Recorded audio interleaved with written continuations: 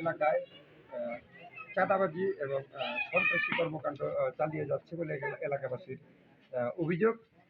এখানে সাংবাদিক অনেক বড় রং গ্রামের সকল মানুষ এখানে একত্রিত হয়েছে স্বৈরাচারী বাবুল এবং সন্ত্রাসী সবুজ খানের বিরুদ্ধে মানববন্ধন করে তুলেছে মিরকুমলি গ্রামবাসীর মানুষ।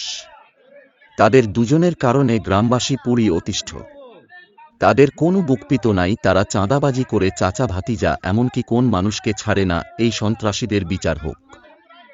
বাবুল খান বিএনপির স্বেচ্ছাসেবক দলে আহ্বায়ক হিসেবে আছে। তার অপব্যবহার করে তিনি মানুষের সাথে খারাপ আচরণ, চাঁদাবাজি, সন্ত্রাসী এবং খারাপ কাজের সাথে লিপ্ত এরকম মানুষ যদি বিএনপিতে থাকে তাহলে বিএনপির নাম খারাপ হবে, দলের উপর এক খারাপ প্রভাব ফেলবে। তাই আমরা বলবো তার পদ্ধতি দাবি করতে চাই, সুষ্ঠু বিচার চাই।